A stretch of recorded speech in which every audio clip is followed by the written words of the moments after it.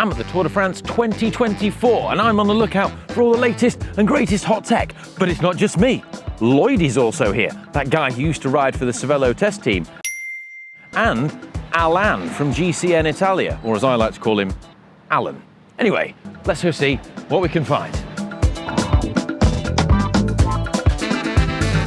Over at Lotto Destiny, the Orbeas are looking resplendent. The team has just nipped out for a training ride. So they've taken most of the bikes with them. And with them, they took their new prototype Orbeas that are called OLabs. So they're not here right now, but I have managed to film them. And so we've got a video all about those that's going to be coming out. So make sure you subscribe for that so that you don't miss it. What has been left here though, and it's pretty cool, is Victor Campenaert's TT bike, which he's been out training on as well. So he's got his training wheels in, normally he'd run a disc. My favourite things that I have to show you about this, all right, check this out, wax chain patrol. At the back here, he's got a wax chain on, great, but he's also sellotaped a little handwritten message to the mechanics, which says, do not wash chain, no oil. Clip chain and take it off before you wash. Amazing, amazing. I absolutely love this. This is probably my favourite thing that I've ever seen when doing a hot tech video at any race.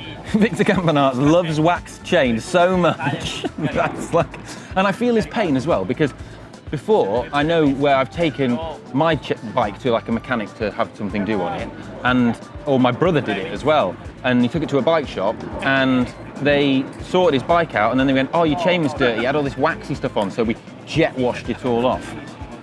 Devastated. Amazing. We have come to the Uno X Hotel and got a closer look at the brand new dare bike of Søren Varenshold. This is the VA, or Velocity Ace. Some of you keener of eye at home might have noticed Alexander Kristoff and Magnus Cort using this brand new aero frame back at the Spring Classics. Apparently Kristoff crashed his though, so he's only recently got one again. As you can see, the head tube is absolutely massive, and it's particularly accentuated on Søren Varenshold's bike because he is over 1.90 m tall. This new design is courtesy of some relaxations, I would say, of the rules of the UCI a couple of years ago. Now obviously it takes some time to take advantage of those rules, produce a new frame set design, get it tested in the wind tunnel, get it manufactured, etc., to being the final product. Well, Uno X are using it this year, and I understand that there's going to be quite a few frames that will have a similar design being released next year. I can't give you the exact figures on this, but I can tell you that this frame is significantly faster than its predecessor. And whether it's by chance or not, all 9 of Uno X's pro wins on the men's side this year have come on this brand new design, courtesy of Alexander Kristoff, Magnus Cort Nielsen, Søren Varenshold, Jonas Abrahamsen and the rest. So it's clearly a very fast bike. I'm at Decathlon Agilise, and they have their rather nice Von Rysel RCR bikes, which they've been doing phenomenally well on this season. What is a really very curious detail I've spotted though, because I've never seen this ever before, is their front tyres are different from their rear tyres. So they have GP 5000s on the rear, nothing strange there, but the front is a new tyre with a different tread pattern. And the logo is blotted out, but it's a Continental, but I can't see what it is. Presumably this is a new tyre, maybe a prototype, something that's coming very soon. And my guess, looking at the curious tread pattern and that it's only on the front wheels and not the rears, is that it has some kind of aerodynamic benefit. And I think that I'm thinking that also because this is paired with a Swiss side hadron. So Swiss side and JP Ballard provide the wheels and consultancy to the team, and JP at Swiss side has long been a big fan of the integration of tyres on wheels and the effect of aerodynamics that has. So I think that's what's going on here, but I guess we'll have to wait and see what the numbers say when this tyre hopefully is finally released officially. I'm over at the team of INEOS Grenadiers, and there's a lot of hot tech here, mainly because they've got a full fleet of the new Pinarello Dogma Fs, and they look just amazing in this colorway. You can see the carbon weave coming through down here, and then you've got this nice fade into the orange of the team color, and it looks absolutely amazing. This is actually Geraint Thomas's bike. Couple of other hot tech details on here though are the out front mount for the head unit is 3D printed and aero. So it's very light, very aerodynamic, really nice little detail that. It looks very smart at the front. At the back as well, it looks like a bit more 3D printing. They've got a special lightweight carrier, which is for the transponder box that goes onto the back of the bike, rather than just sort of festoon it on like a lot of other teams do. They've got a lighter weight option for that. Another little thing is they have a little sticker to mark where the seat post goes. So the seat post is always at the same height for this rider. And then another little sticker, they like stickers, another little sticker by the valve, which I've noticed on all the wheels. And that's got a date on it. And that's because they're using tubeless sealant and they want to know the date at which the tubeless sealant went in so that they're not running sealant that's kind of gone off and dried up. Really cool. But if you want to see all the details on Geraint Thomas's bike, then you'll have to check out our full video, which I've done on this bike as a pro bike. Oh, Waxed Chain Patrol INEOS edition. Oil.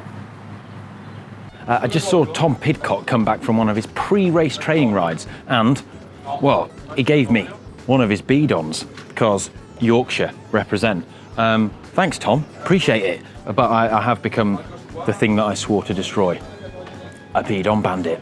Also, they've got the new INEOS Grenadier team car behind us. I think this is like the latest sort of what I've seen of kind of like, I don't know, like a sort of exotic team car. We've seen the F-Type being used by Team Sky in the past, and then there was also the McLaren being used at the Giro by Bahrain. But yeah, the latest kind of like funky team car. What do you think? Let us know in the comments.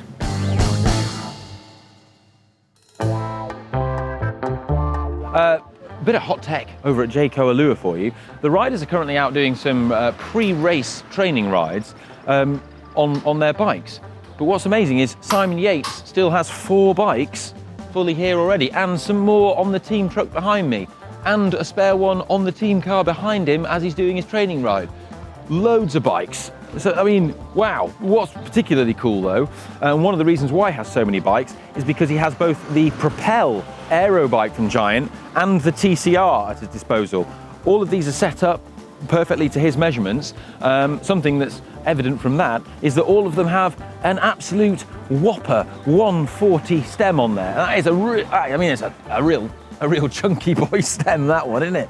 Look at that. Waxed Chain Patrol though, Simon Yates. Clean but oily, not waxed. While on his travels, Alan has found something which could quite possibly be the hottest tech at this year's tour. Jumbo Visma, I must remember not to call them that, Visma Lease bike, have a control centre. Now this is very intriguing. It's a van which inside has a load of computer screens and data connections which allow it to communicate with the team cars and also the riders out on the road. So it gets data from the riders' bikes and can monitor their progress during stages, real-time telemetry, and then act as a hub for all of that data to analyse it and then pass on information to the team car, who can then pass on information to the riders so that they can make better tactical decisions in real time whilst out on the road in the race. They can analyse the positioning of riders in the peloton, and they can also look at the positioning of rivals and what they're doing, and also just analyse the power as it's coming from the bike and being beamed to the control centre, and look at things like heart rate and all the other metrics that you get from a bike.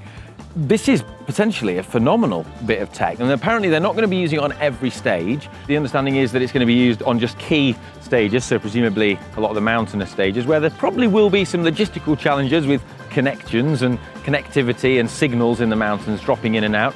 But I think this could be really fascinating, and being able to have someone that can gather all this data and analyse it in a meaningful way and then pass on the key decisions and key bits of information filtered down to the decision makers. I think, well, let's see what difference this has in the race. If Visma Lease bike makes some amazing tactical decisions during the race, this is probably why.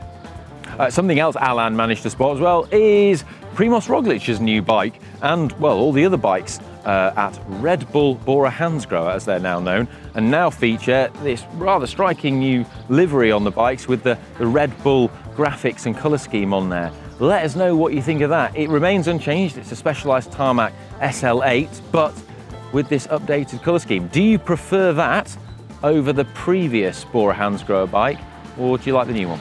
Let us know. Unfortunately, that's all we've got time for, but I hope you've enjoyed this look at hot tech at the Tour de France. Let us know in the comments what your favourite's been. Share it with your friends if you've got any, and if you'd like to see some more stuff about Tour de France bikes and other things we've got going on, we've got more coming on the channel. We're not just filming this here, so make sure you subscribe so you don't miss it. I'm going to go get some gelato now because I'm wearing black jeans and it's 30 degrees. Love you, bye.